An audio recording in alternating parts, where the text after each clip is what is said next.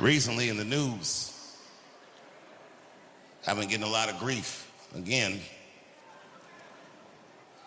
because I did a comedy festival in Saudi Arabia. And you hear those cheers? That's black people. America's whites, they're furious. Boy, I gotta tell you something. I've never not felt guilty about something like I've never felt. I don't feel guilty at all. You know, and Bill Maher, the famous comedian, I've known Bill since I was like 18, 19 years old, and I've never said this publicly, but fuck that guy. I'm so fucking tired of this little smug, cracker-ass commentary. These motherfuckers act like because I did a comedy festival in Saudi Arabia, I somehow betrayed my principles. Well, no, I know I didn't. I know. No. No, come on, everybody, let me do this. And I'm sure, all right, now everybody calm down. Now, I'm sure I'm right. First of all, what did they say? They said, well, Saudi Arabia killed a journalist, and rest in peace, Jamal Khashoggi. I'm sorry that he got murdered in such a heinous fashion, and no buts, like, you know, period. And also, I mean, look, bro, Israel's killed 240 journalists in the last 3 months, so I didn't know y'all was still counting. These niggas clown me because I was on stage in Saudi Arabia. I didn't tell them to put this in the paper. I just said it on stage. I said, it's easier to talk in Saudi Arabia for me than it is in America. And niggas felt some kind of way. Oh, I stand 10 toes on that. Don't forget what I just went through. 2 years ago, I almost got canceled right here in the United States for transgender jokes. But I gotta tell you something. Transgender jokes went over very well in Saudi Arabia.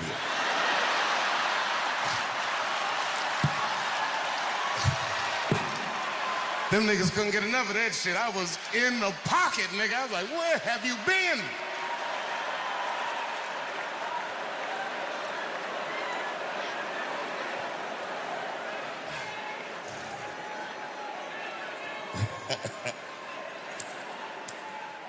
Every article said the comedians hoard themselves out to a dictator, but all the articles have my picture on it. And you know what? I can't even get mad, because, you know, to be fair, I did make more money than all of those comedians. I don't even work at Netflix no more, nigga. You know what my new job is? I sit by the phone and wait for them Arabs to call me. Can I help you guys? What do you need?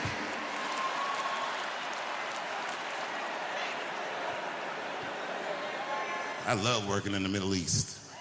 That's my second show I did over there. I did a show 3 months before that. I was in Abu Dhabi. Them niggas had a comedy festival too. And let me tell you something. Now, y'all never been in the Middle East. Here's some wild shit about them you might not know. You know how everybody got like a dog around here? Out there, they don't fuck with dogs. You know what they do? They got birds, falcons, nigga. These niggas have, as pets, they have falcons.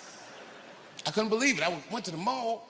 I saw these niggas with falcons. I'm like, that shit is dope. And, you know, here in D.C., we might see like a pimp here or there, and that's...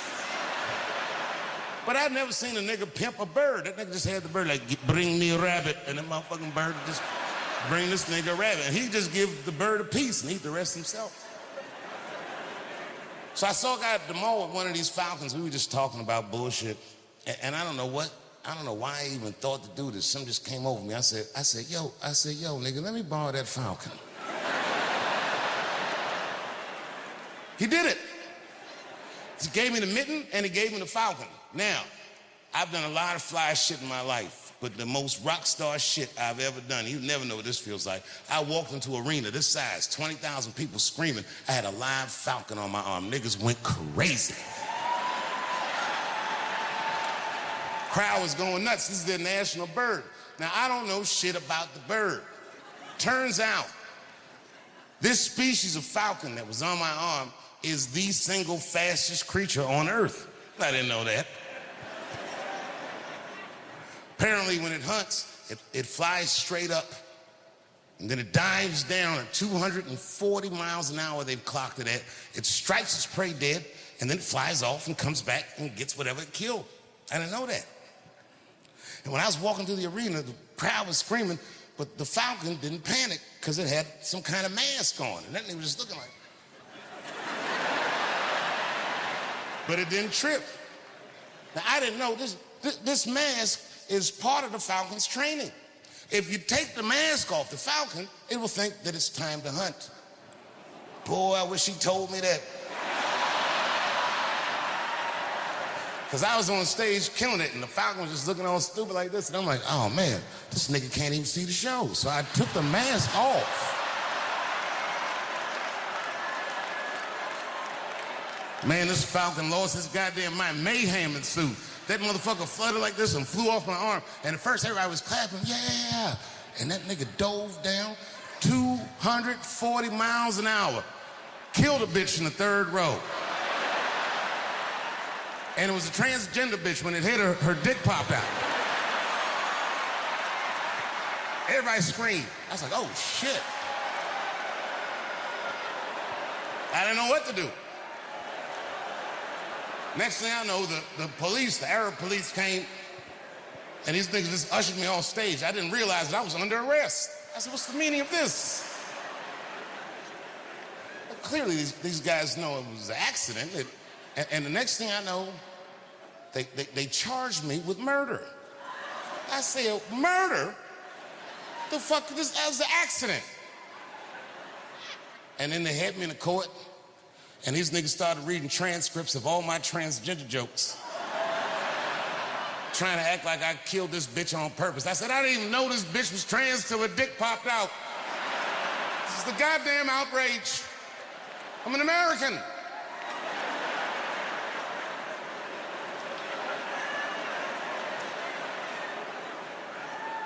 I still didn't think I was gonna get in trouble, but at the end of the case, this is the only word in the whole trial I understood. That nigga said, guilty. I said, what?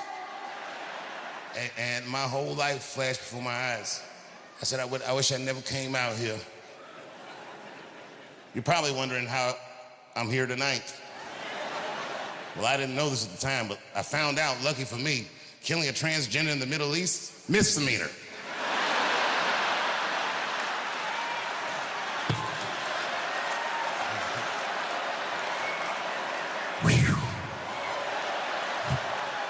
Yeah, it's way easier to talk in Saudi Arabia.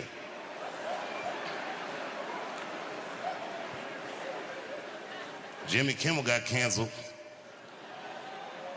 Let me tell you something, too. Not only did they cancel Jimmy Kimmel, this guy Carr that runs the FCC had the nerve to say that Kimmel, if he wanted to get back on television, I don't know if Carr said this or somebody said this, they said this nigga has to pay Charlie Kirk's Turning Point USA Foundation money to get back on. Now, think about that. No, think about it.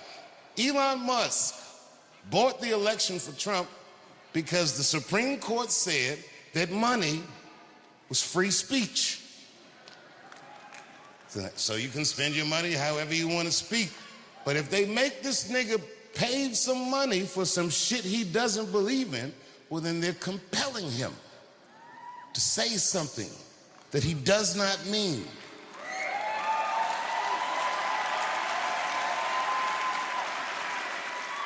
And 6 million, oh, excuse me. Listen, I made a lot of money. But I'll take money from Saudi Arabia any day, just so I can say no over here. It feels good to be free. And I know that the people in Saudi Arabia can't say all the things that I was allowed to say, but a deal's a deal, and the king said that I could say these things. So I looked at it like I was on a diplomatic mission. I gotta bring pussy jokes to the Middle East, because they got all that pussy over there and they can't even talk about it. I said, I'll do it.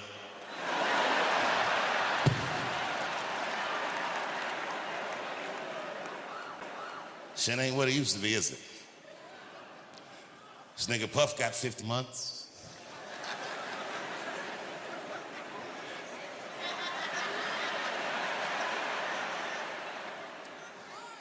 I don't like talking about this, but I'm gonna do it.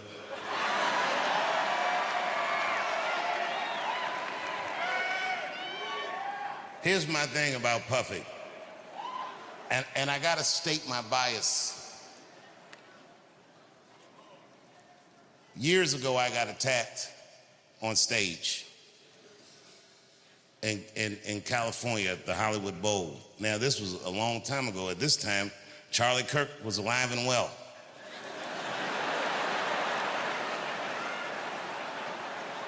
Well, this is another reason it's hard to talk in America, because, you know, if you talk for a living and see Charlie Kirk get murdered that way, I'm gonna be honest, nigga, I was shook.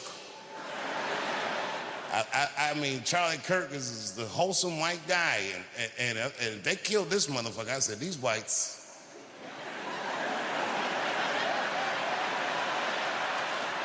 We've never seen them like this. They're playing for keeps. And then remember, the next day in the news, when all the information was still shoddy, they came out, they were like, apparently there were transgender messages inscribed on the bullets. I was at home like, oh no! I'm dead as fried chicken.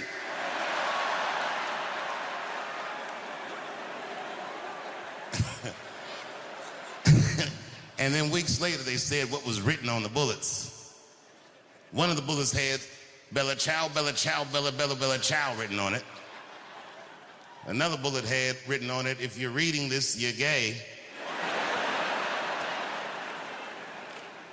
I was at home like, nigga, I'm gonna need to see these bullets. How the fuck is this nigga writing whole paragraphs on bullets? How big are these bullets? What is this nigga, a watchmaker? He can inscribe all this shit on a bullet?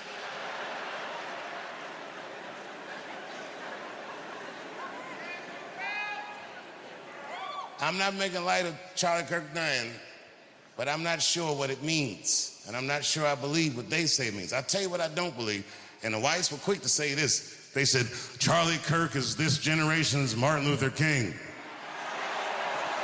No, he's not. Yeah, that's a reach. You know, they both got murdered in a terrible fashion. They both got shot in the neck, but that's about where those similarities end. Because Charlie Kirk is a motherfucking internet personality. No, by design. Fundamentally, he can't function like Dr. King. Internet niggas are negative because they have to be. Because nobody will engage them unless they say shit that makes them upset. That's Charlie Kirk. Could you imagine Dr. King was behaving like Charlie Kirk? Smash that like button and subscribe. Follow me for more content like this. I believe all black people should be free. Change my mind.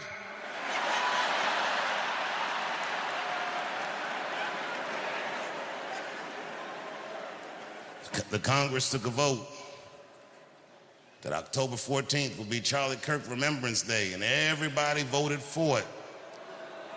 No, I'm not gonna boo it. You can remember, no. Remember that nigga if you want to.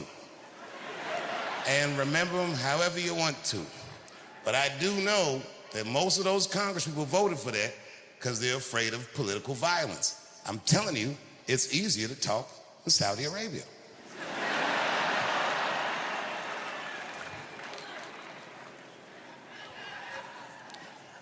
I was on stage not long ago in the States, and niggas got mad because I said, well, you know, maybe Puff will get off. And I said, I hope so. And the crowd was like, boo. Oh, okay, look, it's not that I think Puff is right, but when I got attacked in LA at the Hollywood Bowl, people forget Puff was the guy that tackled my attacker. He saved my life. It's a hard nigga to be mad at after that. I had security that night, but you know what I mean? Them niggas just wasn't ready. Them niggas had some slippery shoes on or something. They ran out. All them niggas slipped and fell. And Puffy got my attacker and tackled him. And then years later, when I heard about that baby oil, I was like, what did those niggas slip on?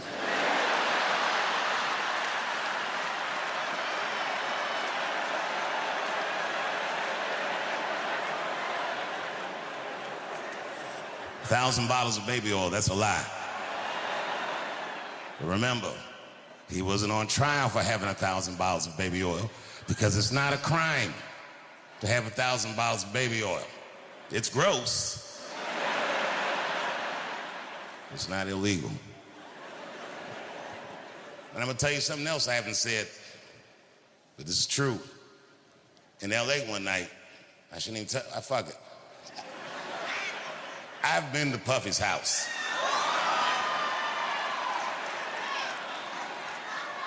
No, I didn't see none of the stuff they said in that trial. I walked to that nigga's living room, house was clean, traction on the floor, nothing slippery, walk right through. Perfectly normal evening. The only thing, in hindsight, but at the time it didn't mean nothing to me.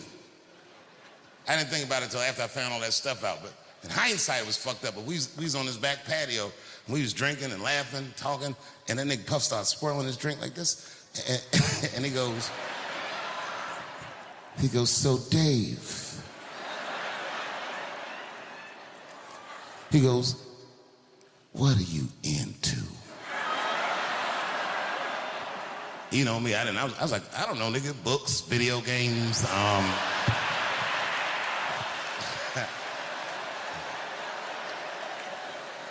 I didn't know there was my big chance to fuck Cassie.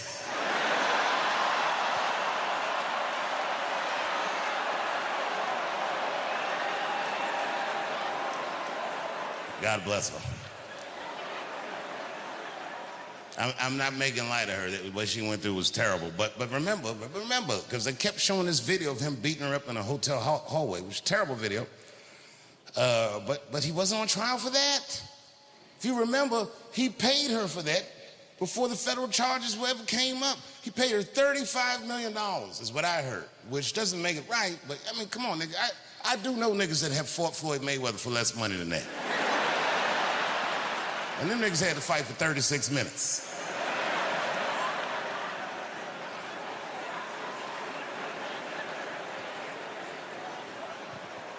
But Cassie is a gangster. She did something that I wouldn't wish on my worst enemy. She had to testify about her sex life. Boy, that's tough. God save us all from that. Anything you say about sex publicly is gonna sound bad. Even if you're talking about fucking your wife face to face. If the judge is like, tell me about did you fuck your wife face to face? Yes, Your Honor, I did. But what could you describe the, well, yes, I looked at her in her cold, bored eyes, and then I pulled those big panties aside, and it's like a bush that just screams, I don't give a fuck, and I just, you know what I mean? Just power through it, you know what I mean?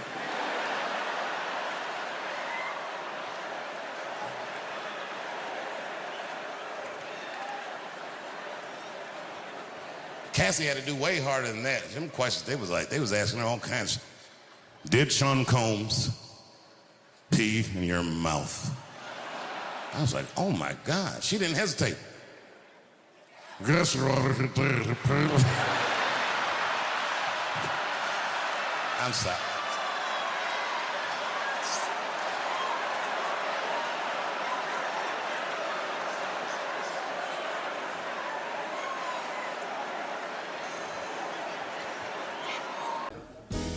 I'll do 2 hard-boiled eggs. That's funny. Hard-boiled eggs. Hard-boiled eggs are great, but people don't order them. I don't know. You just find them in the fridge. It's like the safest way. Yeah. Because the guy never touches the eggs. Oh, it's untouched. Yeah, it's a weird road tick.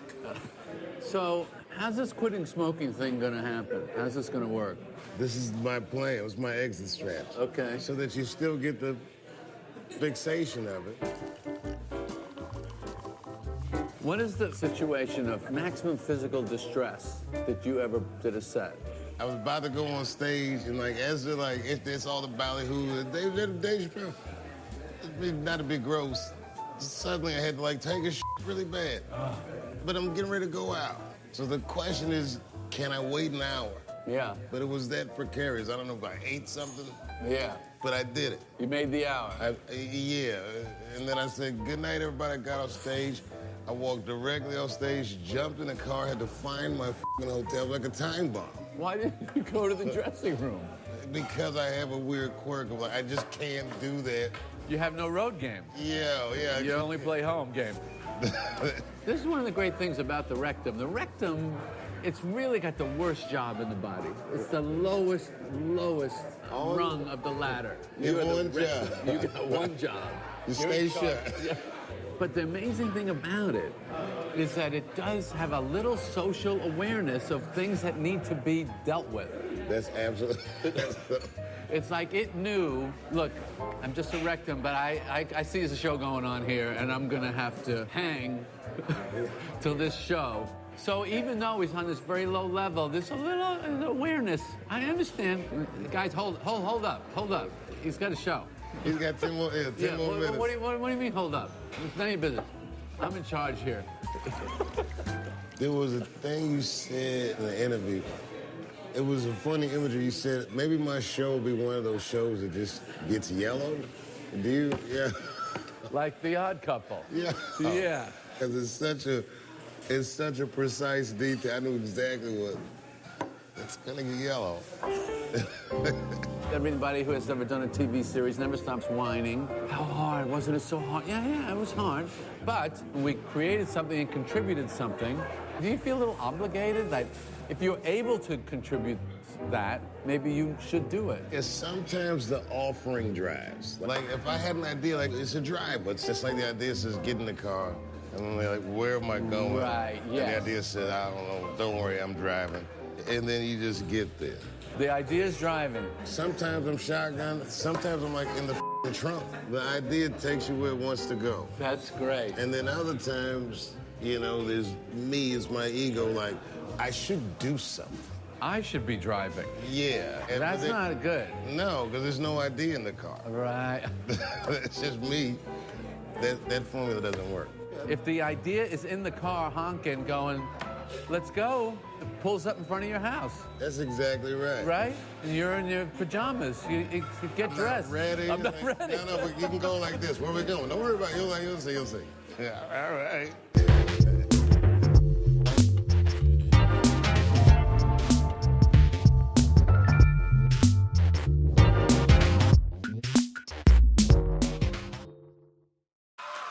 Women go to restaurants and lose their goddamn mind. They got to order from that expensive side of the menu, the side with the steak and the lobster and the Dom Perignon. Guys like to give them that little warning too, huh? Ooh, honey, you understand? That's the fucking side of the menu. You understand that? It's steak, lobster, and dick. It is a combination. If a nigga really wanted to rape me, what can I really do? Be honest. Like, if you get past my scuffle, that's it. I gotta take one for the team. That's all I got. If you get past my scuffle, hey, get the fuck off, nigga. Hey, nigga.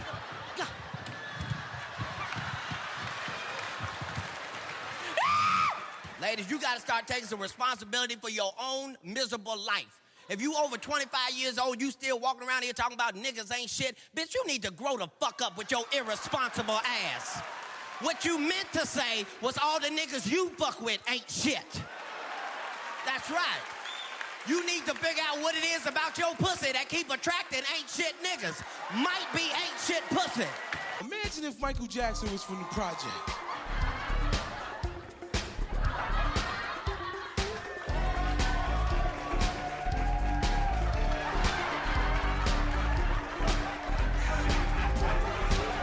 What if Michael Jackson was... I think Michael's on crack.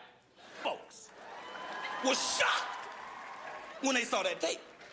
Police whooping black folks in the black community ain't no new shit. When I saw that, I thought it was a... The issue was not whether Lorena Bobbitt did what her husband claimed she did. The facts about the act were evident. She cut his dick off,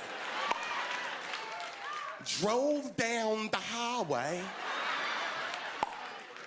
and threw it out the window. Car 111, we want you to proceed down on the freeway See if you can't locate a dick. She obviously got 20/20 vision. She found a little thing. It was very difficult to find. The Los Angeles Police Department is actively searching for Mr. Simpson. You know who the real victim is? Ike. Ike Turner. Because Ike was the king of the woman beaters till O.J. took his title. Don't nobody give a fuck about O.J. and all that old punk ass shit. Niggas just want to know when is the next riot. Fuck that.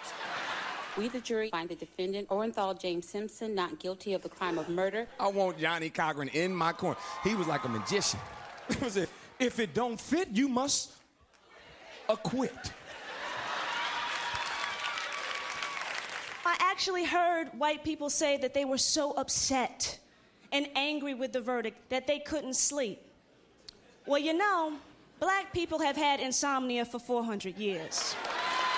Every prison is filled with niggas, just overcrowded with niggas. One motherfucker gets away. Hey! We gotta take a look at the justice system. It's not working.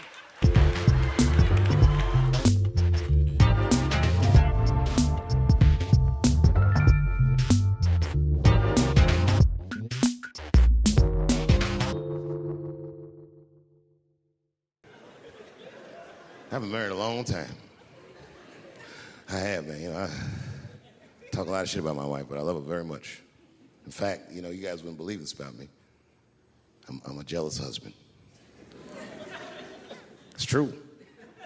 Yeah, let me tell you something. One time I thought my wife was cheating on me. Yes, nigga, yes. That was one of the worst days of my fucking life. I couldn't take it. And I'm embarrassed about it now, but I can talk about it. You know what I did? It's fucked up, but I did do this. I waited.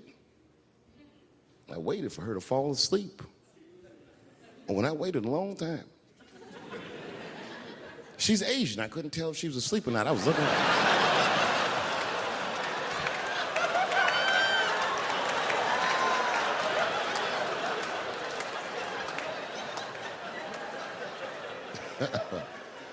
And when I was sure she was asleep, you know what I did? I stole the iPhone, took it downstairs and started trying out passwords to see if I could open it. I couldn't figure out the password. Then I remembered it's an iPhone. This shit has facial recognition. I was just like, oh. And that shit opened right up.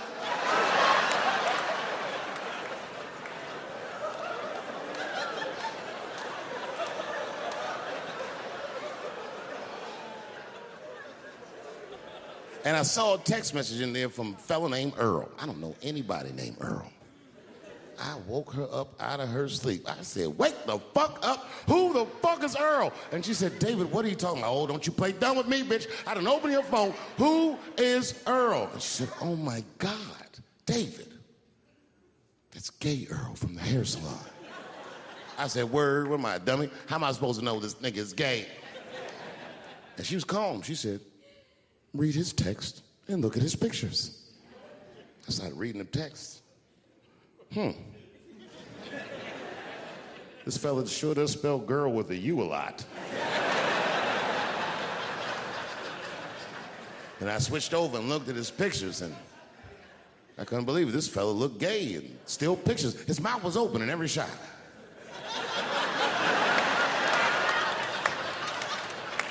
And then I knew she was telling the truth.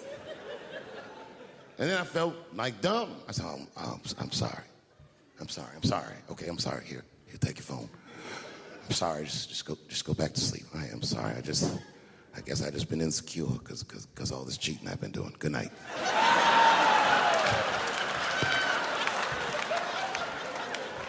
And she didn't let me leave. She said, well, since you want to wake a bitch up, and then she pulled my phone from under her pillow. I said, what the fuck? She said, who is this bitch in this picture? I said, how'd you open that phone? She said, it was easy, nigga. All I had to do was mash my nose and go like this, and then open right up. I said, what the fuck?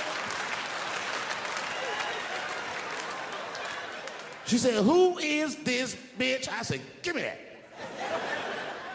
Oh, girl, relax. That ain't no bitch. This is my friend, Deborah.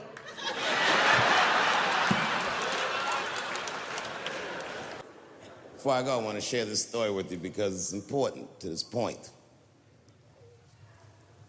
I want your community to know that one of the coolest people I ever met was a transgender woman. And this is not a man that I knew that became a woman. This woman was trans when I met her. Lived in San Francisco. Daphne Dworman is her name. I would do 18 shows in the Bay Area, sometimes in Oakland and Dirty Hood nightclub, and she would be there, a white trans woman, laughing loud and hard at everything I said, especially the trans jokes. It's very puzzling. Because she was obviously trans. And one night after one of the shows, I met her. And what it was, turns out, it was her dream to be a comedian. And I was her hero.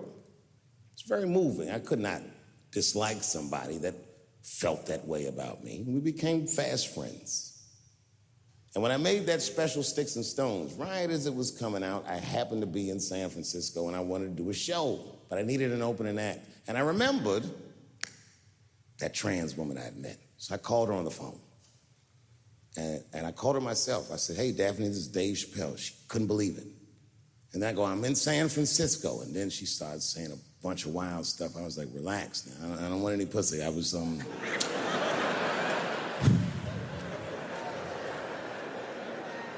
was calling because I'm doing a show and I need an opening act.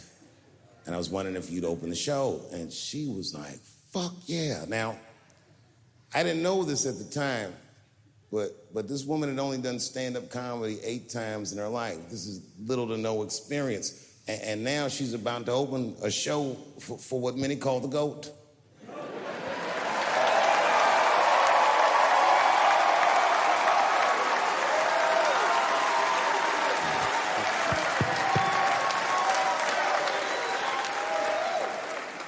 She's an amateur in stature, but in practice, she was very professional. She showed up early, which is something I appreciate, because I like people to be on time. She was dressed to the motherfucking nines. I mean, I'm transphobic, and even I was like, you look nice.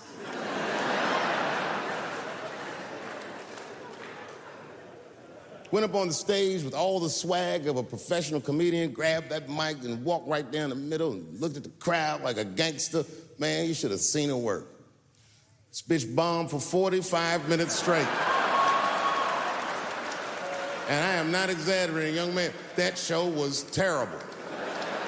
Stunk. Stunk. And then she brings me on, and you know, I was like a glass of water after a handful of salt. The crowd was happy to see me. I was killing it. But here's what impressed me. Any other comedian I've ever seen, if they had bombed as bad as she did, would have snuck out of the back of the theater and went home and cried or something. And she didn't do that. Not only did she not leave, she found a seat right up in front. You know, when a new comedian watches an experienced comedian in comedy, we call this taking class. And this bitch took my whole class. She sat up there and was laughing as hard as she always laughs, as if nothing bad had even happened to her. And I saw her show. Something bad happened to her. She was drunk.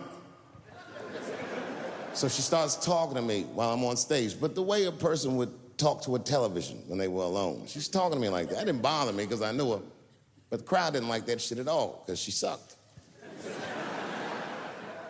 And a guy in the back of the room stood up, and Daphne's hair was dyed blonde at the time, and the guy screamed out, and his energy felt wild as fuck. He said, hey, Daphne! And everybody kind of clamped, like got tense. We didn't know if it was a heckler or an active shooter. And he said, does the carpet match the drapes?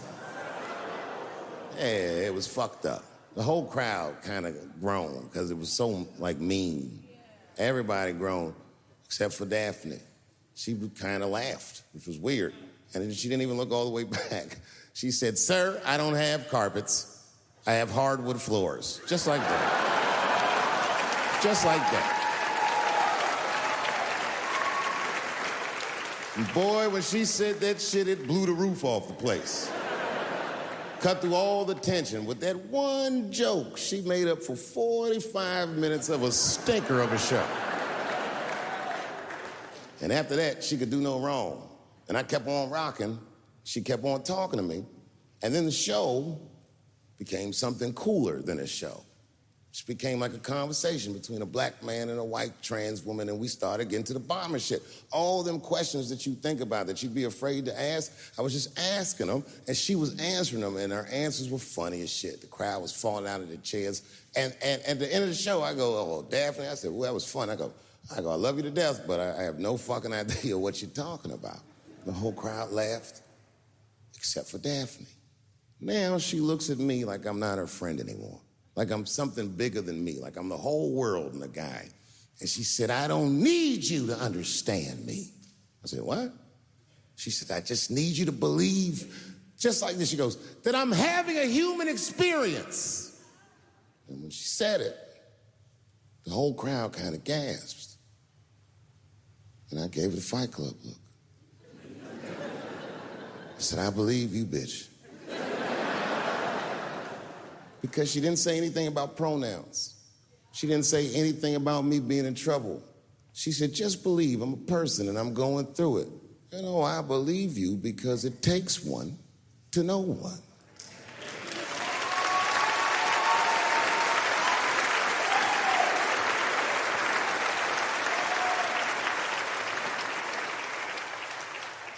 Then I told the crowd good night, and they start going crazy. And before the applause gets to its crescendo, I say, and don't forget my opening act, Daphne. And the crowd stood up, and I looked at her, and tears came out of her eyes. She couldn't believe it was happening. I couldn't believe it was happening because her show stunk. And it was a great night. I remember the late, great Paul Mooney was there, a bunch of fly-ass comedy niggas was there.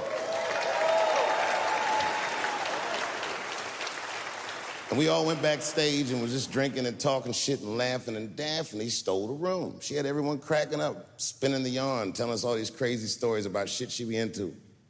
We all laughing real hard, and as she's telling us and everyone's laughing, I'm looking around, I'm like, oh my God, she is funny. I pulled her aside and I said, you're hilarious. I didn't know that when you were on stage. I said, you're doing some things wrong, but I can help you. I said, anytime I'm in San Francisco, why don't you open the show for me, and I'll just try to give you some pointers, see if you can't work this thing out. And she said, are you serious? I was like, yeah. And she grabbed me real tight, hugged me, squeezed me, and I pushed her off violently because I'm transphobic. I said, boundaries, bitch.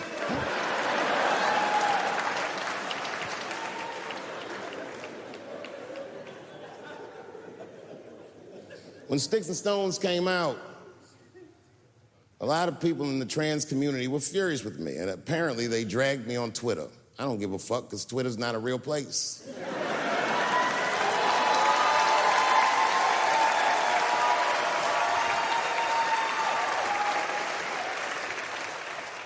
And the hardest thing for a person to do is go against their tribe if they disagree with their tribe, but Daphne did that for me. She wrote a tweet that was very beautiful, and what she said was, it was almost exactly what she said. She said, punching down on someone requires you to think less of them. And I know him, and he doesn't. He doesn't punch up, he doesn't punch down, he punches lines, and he's a master at his craft. That's what she said.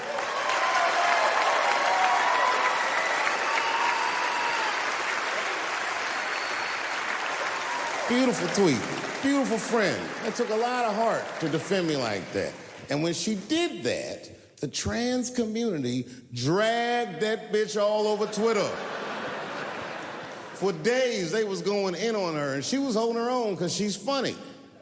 But 6 days after that wonderful night I described to you, my friend Daphne killed herself.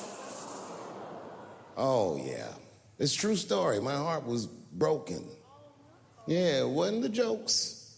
I don't know if it was them dragging her. I don't know what's going on in her life, but I bet dragging her didn't help. I was very angry at them. I was very angry at her. I felt like Daphne lied to me. She always says she identified as a woman, and then one day she goes up to the roof of a building and jumps off and kills herself.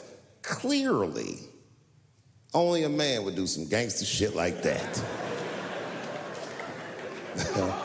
Hear me out. As hard as it is to hear a joke like that, I'm telling you right now, Daphne would have loved that joke. That's why she was my friend.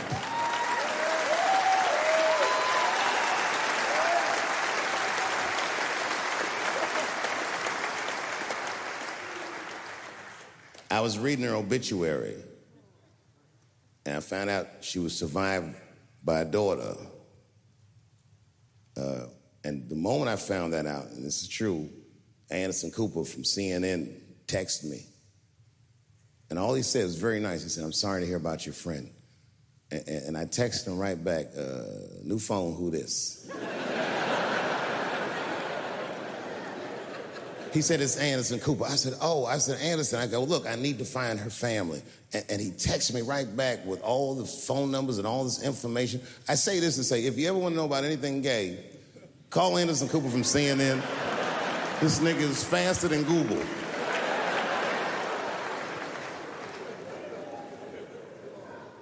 And what I did is I got in touch with her family and I started a trust fund for her daughter, because I know that's all she ever really cared about.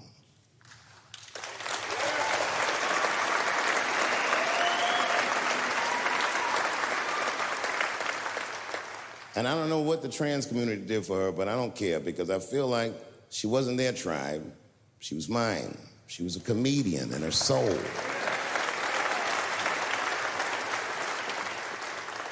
Her daughter is very young, but I hope to be alive when she turns 21, because I'm going to give her this money myself. And by then, I'll be ready to have the conversation that I'm not ready to have today. But I'll tell that little girl, "Young lady, I knew your father. And he was a wonderful woman."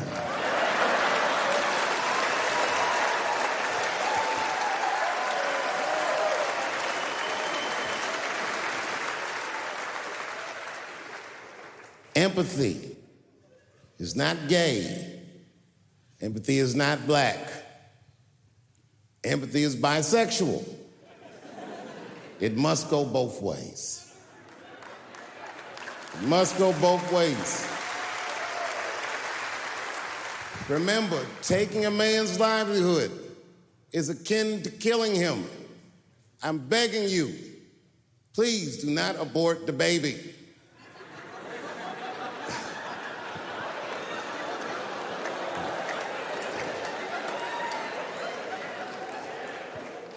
Kevin Hart dreamt his entire life of hosting the Oscars, and when he finally got the job, they just took it. It's not fair. They didn't kill him. Kevin's a strong guy. But I'm sure it broke old Clifford's heart. It's over. LBGTQ, LMNOP, QIZ, it is over. I am not telling another joke about you until we are both sure that we are laughing together. I'm telling you, this is done. I'm done talking about it. All I ask from your community, with all humility, will you please stop punching down on my people? Thank you very much, and good night. I have a great reputation in show business, but in comedy, I'm what's known as a lazy comedian. Which is crazy, because I work all the time, but that's not why they call me lazy. They call me lazy because I'll do shows sometimes, 20,000 people be in the crowd. And I'll tell a joke, and they'll all look at me like I'm crazy. But 3 or 4 people will laugh really hard. And I'll be on stage like, yeah, that's good enough. You know, when I was growing up, I was probably about 8 years old, and at the time, we were living in Silver Spring. Yeah. Yes. Common misconception about me in D.C. A lot of people think I'm from the hood. That's not true. But I never bothered to correct anybody because I wanted the streets to embrace me. As a matter of fact, I kept it up as a ruse. Like sometimes I'll hang out with rappers like Nas and them, and these motherfuckers will start talking about the projects. Yo, it was wild in the PJs, yo. And I'll be like, word, nigga, word. But I don't know. I have no idea. My parents did just well enough so that I could grow up poor around white people.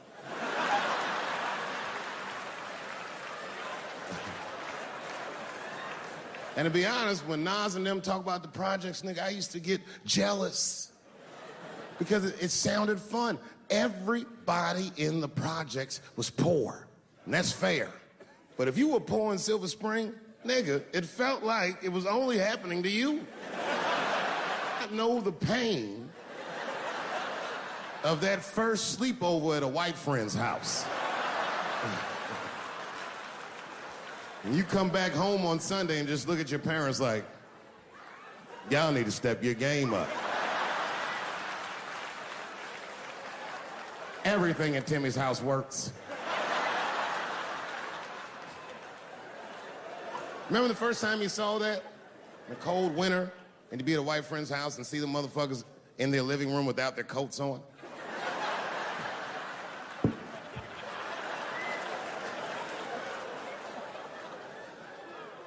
Timmy was one of my first white friends, like, in my life, man. He's a good dude, too. He moved to Silver Spring from Utah, of all places. I guess his family was affiliated with that Mormon church they got down there, and me and him used to hang out. And one day I was at his house, we were just hanging out, and Timmy says, Dave, why don't you stay for dinner tonight?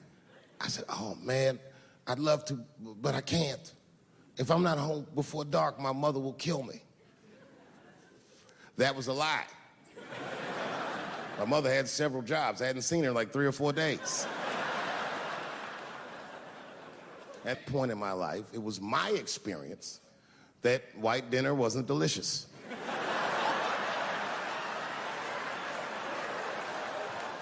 I'd rather go home and fry some bologna or some shit like that.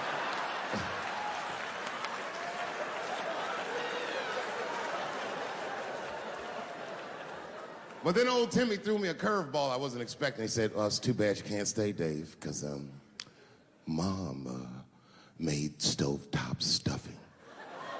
I said, what the fuck, stovetop?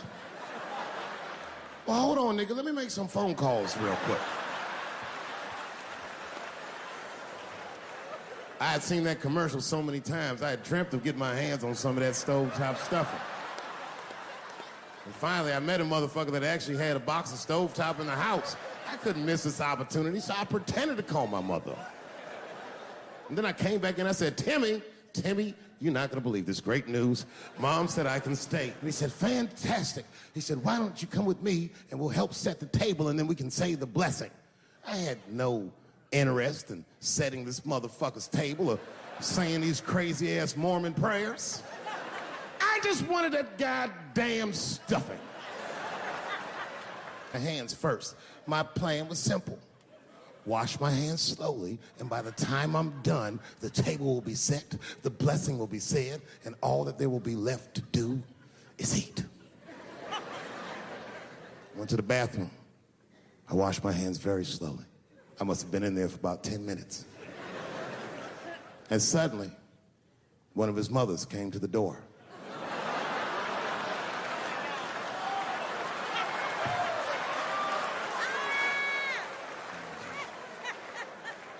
She was like, hi, David, right? I said, yes, ma'am.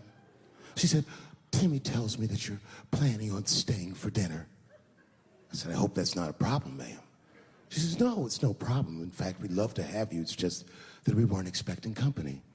And I'm afraid there's not enough stovetop stuffing for everybody. So I kicked her in the pussy. Bam!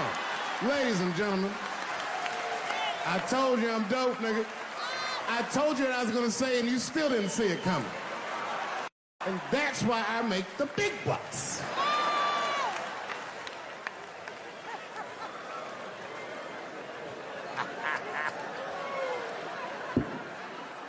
Oh my God. But there's a more important reason that I would stop doing comedy right now. And this reason is the real reason that's been percolating, and it really is the crowd, not you. I'm talking about the crowd on the big stage. It's too hard to entertain a country whose ears are so brittle. Motherfuckers are so sensitive, the whole country is turned into bitch-ass niggas.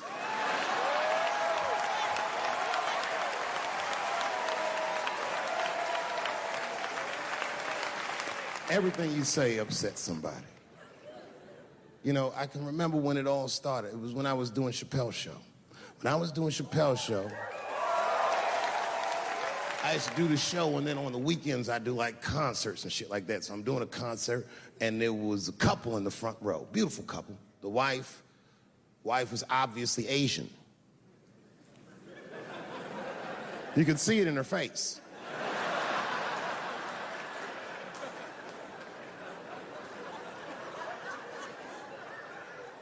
The husband, this motherfucker was mysterious, to say the least. Couldn't quite pinpoint where he was from. Caramel-colored fella, very nice hair, but it could have been from anywhere. Bangladesh, Mexico. I can't guess with a nigga like this. All I knew for sure about this guy is that his wife was a bitch. I could see that in her face, too. No, he was laughing and having a good time, and she was scowling at me at a goddamn comedy show. I couldn't figure it out. And then I realized at some point that she was pregnant, and I was smoking on stage. I said, oh my God, that's probably why she's mad. So I started to put my cigarette out, but then she hit me with one of them fake non-smoker calls. So I just kept smoking. I thought to myself, bitch, that baby will be fine, relax. And I tried to break the tension. I just asked her. That's all I said. I go, hey, where are you guys from anyway?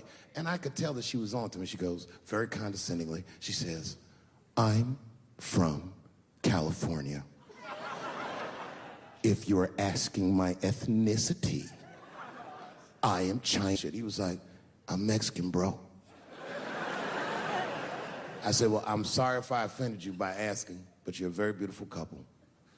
And miss, there's no question that you're going to give birth to the hardest working baby this world has ever seen.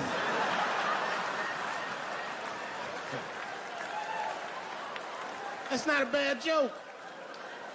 She got very upset. She got up to leave immediately, but she didn't just leave. She had to take one last dig at me on the way out.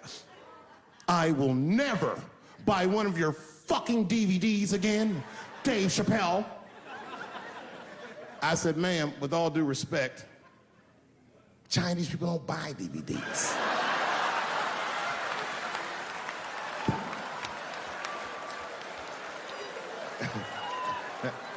And the crowd went crazy. We were all laughing, having a good time. I didn't even think anything of it. And then just 3 days later, this lady sends a fucking letter to my promoter telling him not to book me for shows anymore because I was, quote, racist, and I'm quoting her, insensitive to the nature of my interracial marriage. I was like, word, bitch, I was.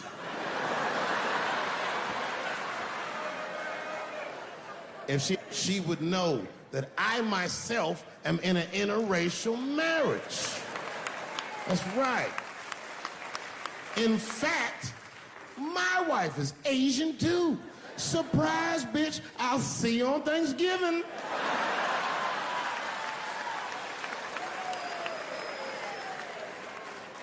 But my wife's not Chinese.